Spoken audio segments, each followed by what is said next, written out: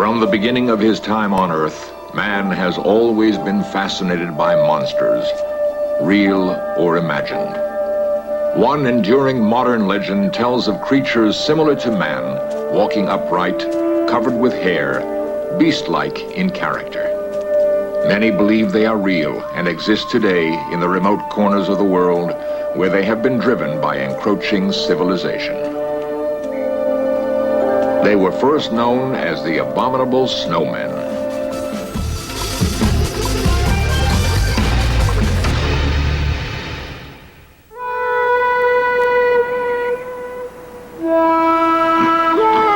He has spent the last 20 years of his life searching for a creature so elusive that few have ever seen its tracks, and even fewer the creature itself.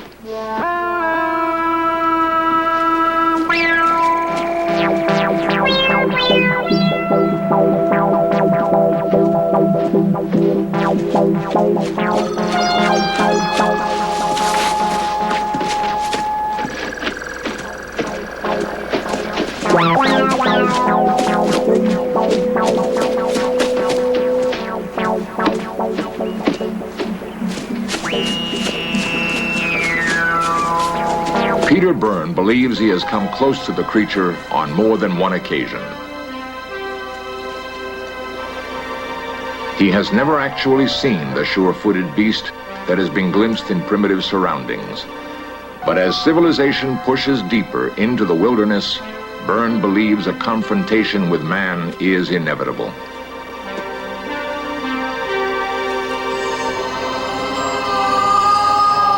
The civilized world first became aware of such creatures when stories began to drift back from travelers in the remote Himalayas. As early as 1857, giant footprints were spotted. In 1906, a man-like creature walking upright on two legs was seen in Sikkim by English explorer H.J. Elwes. But the subject was not taken seriously until a group of British climbers attempted to be the first to reach the top of Mount Everest, the highest mountain in the world. In 1953, Queen Elizabeth's coronation in London was matched by news that Edmund Hillary's expedition, led by Colonel John Hunt, had reached the summit of Mount Everest. Later, headlines stated that the expedition had sighted footprints of some enormous two-footed creature and sent back photographs to prove it. The world was fascinated. The creature was dubbed the Abominable Snowman, and he became a household word. In 1953, Peter Byrne was one of those who heard the stories and was attracted to the subject. He made his first trek into the Himalayas. To be involved in the hunt, he had to abandon one career to begin another. He left the Royal Air Force and worked in Darjeeling, northern India. While I was there, I became interested in big game hunting: tiger, leopard, buffalo. Then we hunted in the dense jungles that run along the edge of the Himalayan foothills. Then, in 1968, he stopped. He simply did not want to destroy beautiful animals just to put them on a wall as a trophy. I left hunting and went into conservation, wildlife conservation. I could never kill again. Because of his expertise in tracking animals, he was a natural choice to lead the first scientific search for the Abominable Snowman, an expedition financed by Texas oil millionaire Tom Slick. Slick was killed in a plane crash, but by that time, Byrne had caught the snowman fever and has devoted his life to the search. This is the greatest hunt that anyone could ever go on. A mysterious creature, elusive, shy, nocturnal, living in an enormous area of extremely difficult terrain, and it's a near impossible dream. To see one of these creatures would be like meeting a man stepping out of the primeval world, a prehistoric being. It would be like reaching back into the past. This is what keeps me going. This is the spur.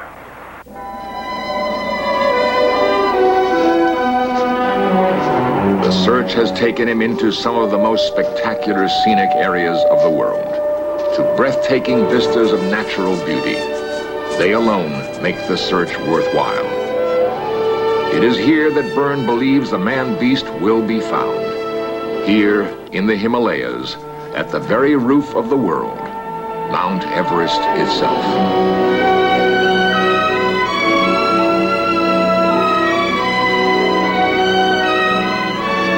Many believe the abominable snowman originated in Nepal and Tibet, migrated northwest into China, and eventually crossed over the frozen Bering Straits into Alaska, continuing down into the Pacific Northwest. In the Museum of the University of British Columbia, Peter studies American Indian legends which tell of a similar creature the Indians call Sasquatch, the same man-beast called Bigfoot today. The Indians had no doubt he existed, and as they did with all living things, they treated Sasquatch with respect. Sacred totems symbolize the Indians' deep reverence for nature. They accorded to all living things a divine spirit. Theirs has always been a reverence for life. To them, the Sasquatch was no imagined demon.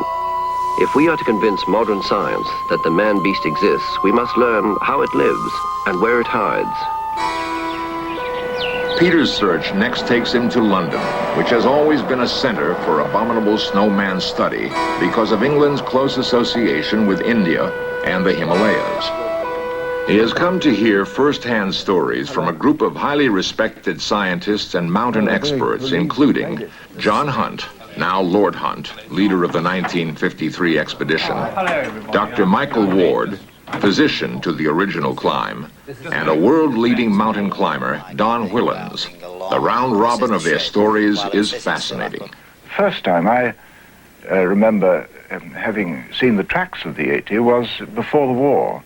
And this, Mike, I think you would agree that at that time nobody was particularly interested commercially in the... This was in the 30s? In the 30s, in 1937, when I was on a very small expedition up the Zimu Glacier underneath the east face of Kanchenjunga. It was interesting because these tracks were heading for a very high and quite difficult to reach col called the Zimu La at about 19,500 feet. And there were two tracks side by side. When we got to the top of the col, the extraordinary thing was, it was a knife edge of ice. It was quite reasonable slope on one side, but it was a nice cliff on the other. That the tracks were visible below us on the steep side, on the south side, and the creatures, whatever they were, had crossed the col. So that was the first time I had evidence of that, and the supporting evidence was that only a year later, Bill Tillman was in that area, not knowing about the evidence I'd produced, or what I'd seen.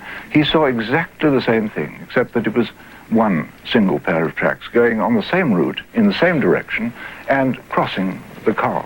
I spent 9 months in the Himalaya from September to through to June in the Everest region at 19,000 feet doing medical research. And during this period we came across two lots of tracks. In the center of the tracks attributable to the Yeti, there were another series of footprints which are very much more obvious with my ice axe beside. My ice axe is approximately 12 to 14 inches long, and you can see the footprints are very clearly etched in the snow. We followed these for about 100 yards down the glacier, but we could see them continuing on into the distance.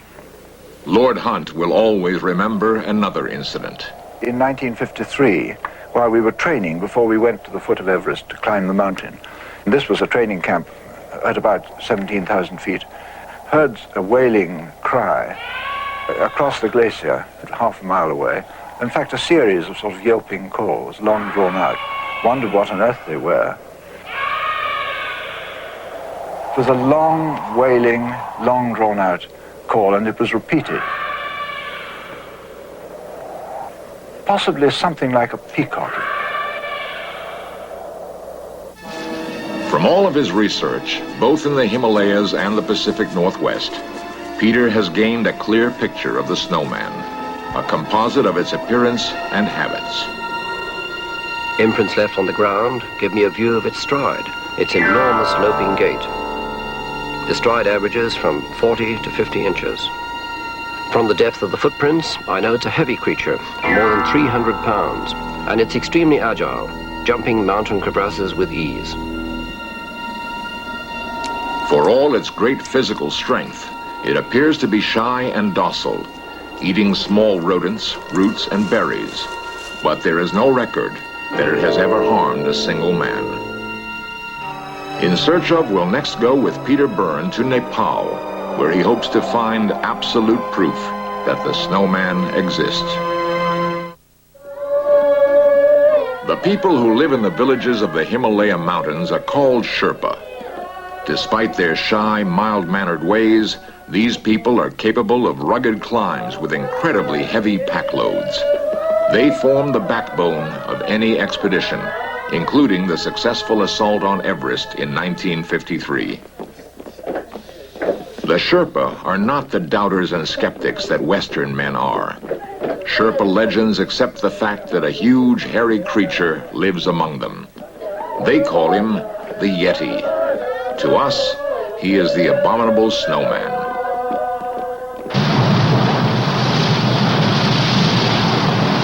The melting snows of the Himalayas turn the rivers of Nepal into raging torrents. Peter Byrne often takes advantage of their swift transportation in his search for the snowman. The quest has drawn me to perilous but exhilarating places, running the great rivers of the Nepal Himalaya, probably the most dangerous rivers in the world. I had been waiting for 2 weeks for a most important message, permission for an interview with the Holy Lama of Bodhnath. As the messenger made his way to reach us in this incredible world of isolated and rugged beauty, I thought how lucky I was. Bigfoot, Sasquatch, the Yeti, or Abominable Snowman, call it what you may, it has given me times of sheer frustration, but there are also moments of hope.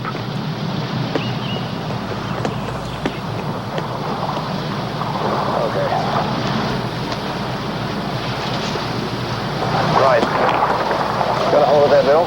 The old Lama, Rinpoche Chini Lama, high priest of the Buddhist temple at Bodhnath, has granted me an audience.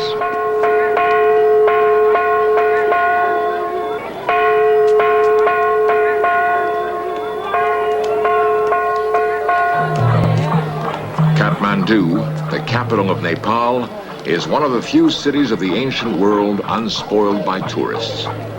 Off regular plane routes, it looks as if it has been frozen in time. But under its calm exterior, a world of intrigue flourishes. Sharing its high mountain borders with Red China, it is one of the very few windows to that world. Agents and spies from many countries jostle each other in the marketplace, with more spies here than in most other cities in the world. Peter Byrne is not concerned with the present. Rather, he has come to Kathmandu seeking a dramatic link with man's distant past. I was looking for eyewitness accounts of Yeti sightings. I hoped the Rinpoche could help. The Holy Lama, I was told, knew of the Yeti at first hand and could provide new clues for me to follow in my search. Oh, yeah. And as you know, I have been looking for the Yeti. But could not get now. Could not find. You think there might still be a Yeti there? Maybe possibly, yeah. Can stay. Sometimes they come down to destroy all the field of corn field and wheat field, potatoes field. They come down to destroy They come down and destroy. And frighten the villagers? Yeah. This piece of bone that you showed me, this is a Yeti, a piece of Yeti bone. How old would you say this was? About 50 years back. 50 years back, I see. It's very thick and it has a peculiar ridge on the top here. I must admit, I've never seen anything like this before. And where did it come from? Which place? This is come from Zarumpu. Following the lead of the Lama, Peter moves up into the Himalayas. His guides will be the loyal Sherpa. At these heights, the weather can close in for days and the temperature drop to sub-zero degrees.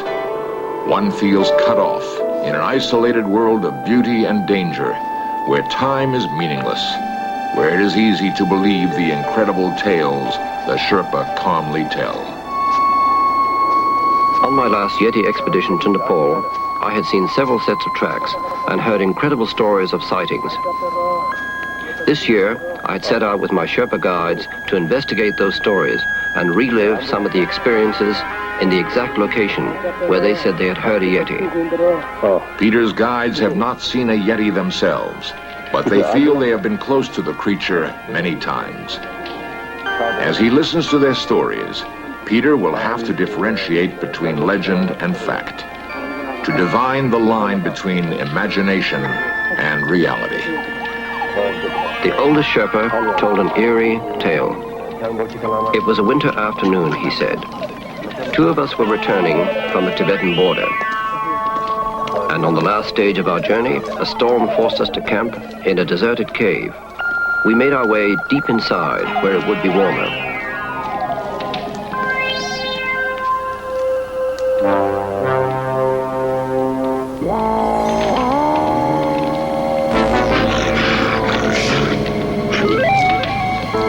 And we heard what we thought was someone calling out and coming in our direction.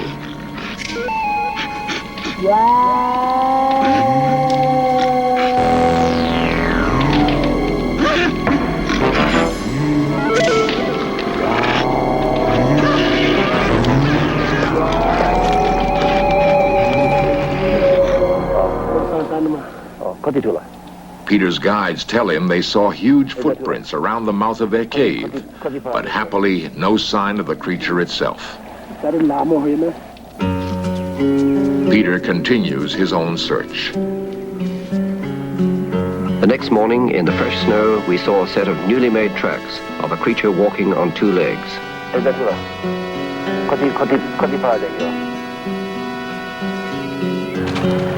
As Peter leaves the Himalayas and his Sherpa companions, he continues to believe more than ever that the Snowman exists. His plane rises from the highest airstrip in the world. Peter looks down on a world so vast and so remote that indeed it does seem possible for a rare species to remain hidden, unseen by man, for centuries. I believe in the man-beast. There's historical evidence. There's the enormous habitat that can feed, support, hide them. And there's the very, very good evidence of the continuing eyewitness reports. The most compelling evidence Peter has ever heard is from mountain climber Don Whillans. Whillans recounts what he saw in the Himalayas in 1968. During the night, I got to thinking about this creature because there seemed to be some kind of an atmosphere. Certainly the Sherpas had gone very quiet. I say there was this feeling around, a sort of feeling of being watched in some way. I had a feeling that whatever it was still around. I felt that quite definitely. You get used to, when you climb a lot, you get very used to trying to pick out small dots of people against the mountainside. And very often what you think is people are rocks, and very often, you know, what you think is rocks because they don't move when you want them to, turn out to be people.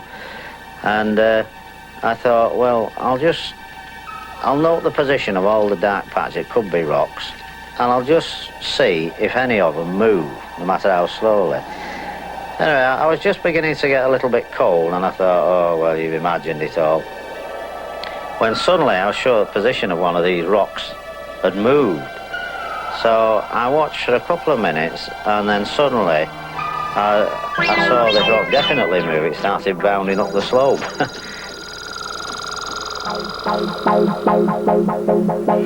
that was the last I saw of it.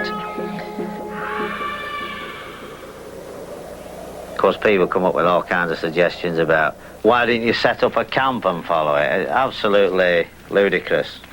And then they say, well, couldn't you have taken a gun up and shot it?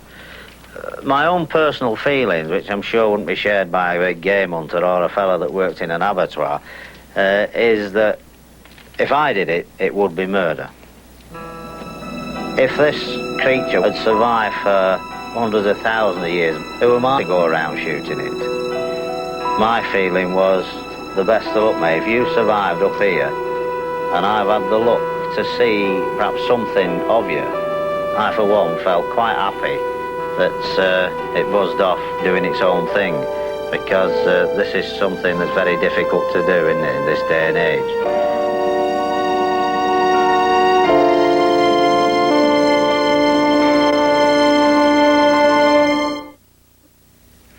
Just before completing this episode of In Search Of, we spoke by telephone with Lord Hunt in London.